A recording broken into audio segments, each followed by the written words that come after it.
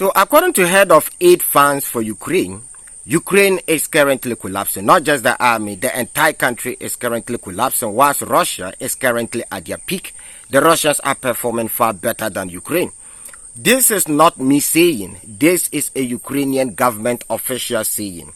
In recent days, we continue to see Ukrainian officials making similar statements. Remember, about 2 days ago, I read an article from the New York Times where a Ukrainian commander said the Ukrainian army is currently performing very poor when it comes to urban combat, right? So they cannot hide it anymore, right? The evidence is quite clear. Now, according to Dmitry Medvedev, Russia is going to continue the special military operation. So you see, these guys were trying to push for this whole ceasefire because they are performing very terrible. So according to this official, all negotiation windows are currently closed. What the Russians are asking for is too much. According to him, the deal that the Russians are asking the Ukrainians to sign is terrible completely. He said it's basically a defeat. But I think it's quite obvious that Russia has already won this war. And I've said this repeatedly, that the earlier the Ukrainians accept the Russians' demand, the more it will be better for them. Because day in, day out, the more they delay, the more the Russians capture more territories. And currently, when you look at the Russian military-industrial complex, it is at its peak. He's saying the truth. This should be a big lesson to all countries around the world. Countries who allow themselves to be used by Uncle Sam. Uncle Sam and the West have no permanent friends. You are their friends based on the moment. Remember 3 days ago, I spoke about Osama bin Laden, right? Are you aware that it was Uncle Sam who trained Osama bin Laden to fight against the Soviets? They were cool with that because it served their interests back then. Back in Second World War, when they couldn't defeat the Germans, when no country could stand the German army, they all supported the Soviet Union to defeat the Nazis. Right after the defeat, these guys decided to turn up against Russia again. This is the true character of the West. Even within themselves. When Napoleon invaded Russia, they all supported Napoleon. But when they lost the war, they went back and fought against themselves again, which later, Napoleon failed or lost the Battle of Waterloo. That was the defeat of Napoleon. But my point here is, Ukraine allowed themselves to be used by Uncle Sam and the West. And today, none of them are willing to risk everything for them. It's a fact. The West completely miscalculated Putin. Trying to play this war of attrition game with Putin, you are going to lose completely. That is what the Russians do. It is their system. They've done it multiple times. They understand the system. It's quite obvious. And Putin knew very well that a day like this will come. He knew that time will come, the West will abandon Ukraine. It's quite clear. Today you can see all of them backing off from Ukraine, and Ukraine is carrying the burden alone. They are struggling alone. That's why Zelensky is going around Europe today, begging for weapons, begging for money. If this war had not started, you wouldn't be in this situation today. This reminds me of Menahem's speech. Menahem was the overall commander of Finland army during the Winter War. And the West actually pushed him to fight against the Red Army. Now, it got to a point they decided not to support Finland. And Menahem gave a very powerful speech, actually telling the West that you deceived us. At the moment we needed you, you didn't come to our aid, you didn't help us. But you pushed us into this war. Everybody can make research about Menahem's speech, his final speech concerning the Winter War. It's quite an interesting one. And that is the same situation I see happening today in Ukraine. Something interesting is happening in Poland.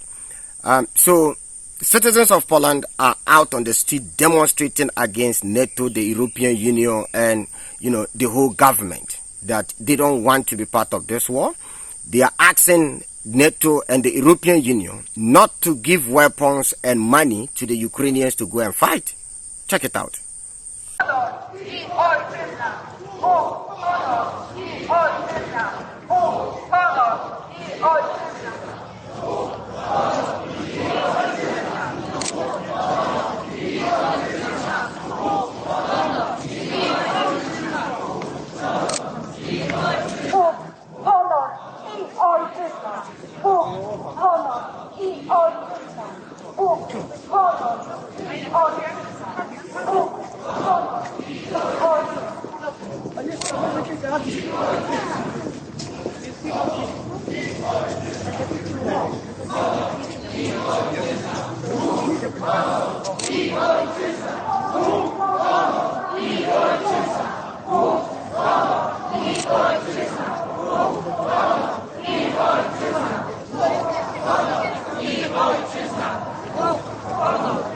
So Zelensky has attempted in many ways to pull NATO into this war using Poland. Remember back in 2022, this S-300 air defense missile that landed in Poland, right? I hope you guys remember. Quickly they came out and started blaming Russia. Russia is behind it. Later, after the investigations, they realized that it was not Russia, but it was rather the Ukrainians. So it was a deliberate attempt by the Ukrainians to actually stage the whole thing. Then NATO have no option than to come in to defend Poland. So the war will now become a war between NATO and Russia. But unfortunate for them, after the investigation, they realized that it was not Russia. Now, the same thing happened again 2 days ago. And quickly, President of Poland came out and started blaming Russia, that this is a Russian missile. Russia decided to destroy this railway line. Well, so this afternoon, after another investigation was done, well, the president of Poland came out again and said, well, this is not Russia, it is rather the Ukrainians. So this attack was also carried out once again by the Ukrainians. And quickly, the Ukrainian authorities started blaming Russia. So there have been many attempts to actually drag NATO into this war. Western Europeans' economies are currently going through difficulties. So their own people don't understand why, despite the challenges they are going through, the European Union is sending billions and billions of dollars to the Ukrainians, whilst nothing is changing. The best way to support what I do here is to hit on the like button. And if you are new to the channel, subscribe. In order for them to continue supporting Ukraine, they continue to use this fear-mongering strategy. Russia is going to attack us. Russia will not stop in Ukraine.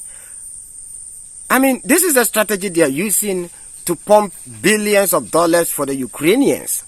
Well, former president of Poland came out and said, look, there's no any evidence that Russia is going to attack us.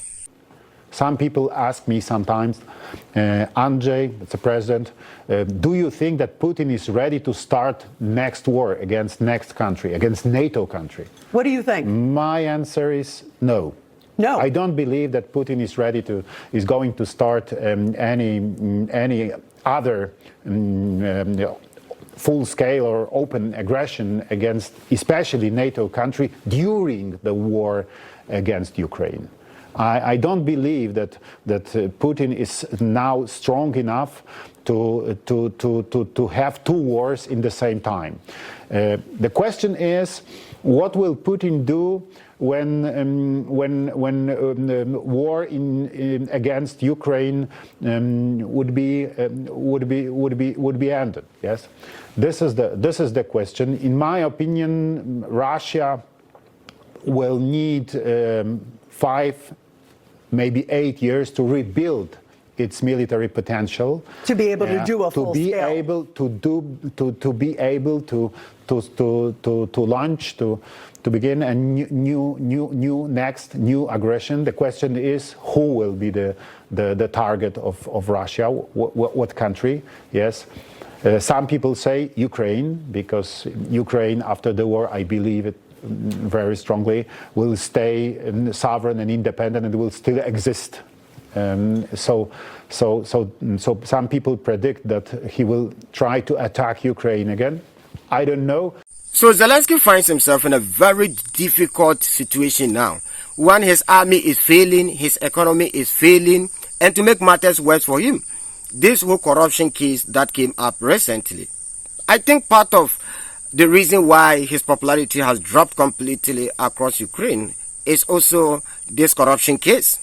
It is absolutely impossible for Zelensky to pull himself out of this current mess. He can't, because his inner circle is involved in this corruption. So this is not making him popular, it is rather making him unpopular. And I believe part of the reason why he decided to travel or start this his European tour is to divert, the general public attention from what is actually happening, this whole corruption case thing, right? That's the only explanation for this. Because today, I heard that he will be going to Spain. Why is Zelensky going to Spain? I don't get it. Because ever since this war began, Spain has not supported Ukraine. Neither are they willing to send money to Ukraine. Clearly. So, update about Kupiansk and Pokrovsk. So, according to the Russian Ministry of Defense, Ukraine is currently pumping in more troops to break the encirclement in Pokrovsk and Kupiansk. This is quite sad. We all know the end game here. This is not going to be different from what happened in Kursk. Neither is it going to be different from what happened in Bakhmut or Adivka or Marinka or Mariupol or Uglada. The same strategy here. Whenever Ukrainian troops are surrounded, the Ukrainian military threw in a lot of men to break the encirclement. At the end of the day, they annihilate all of them. It's quite sad. I don't know why they just don't want to give ordinary piece of territory and move to a better position. I said this from 2022, that the strategy that Ukraine is using, this is going to crash their army. They are going to lose a lot of men in the process. And it's quite obvious. Remember, little over a month ago, I gave you guys an update on this same platform that Russia has signed an energy deal with China to build a pipeline from Russia all the way to China, which will pass through Siberia. Something very similar to Nord Stream 1, right? Which Russia and Western Europe was connected by a pipeline. This is the same thing that is currently happening between Russia and China. This is a big blow to the West and Uncle Sam because they can't sanction them again. And China is a big partner here. And China is more reliable than other countries because when you are selling this oil to weaker countries, the West can easily come in to intimidate them. They can tell them that we've placed an embargo on Russian oil. Nobody should buy Russian oil again. You cannot go and tell the Chinese that. You cannot bully them. So this is energy security for the Russians. So if you are expecting the Russian economy to collapse anytime soon, you have a long way to go. It's not going to collapse now. Let me use this opportunity to apologize to all of you. Yesterday, I returned from work very late, and that is the main reason why I couldn't post a video yesterday. I hope you guys will forgive me. Sorry, once again, I apologize. Thank you very much for your endless support. I really appreciate each and every one of you, your support. It is not easy. In fact, I have succeeded here because of you guys. Clearly, we are far from our aims. So please, if you've not yet subscribed to the channel, please subscribe. And if you've not yet hit on the like button, do that now. Shalom. See you guys in the next episode.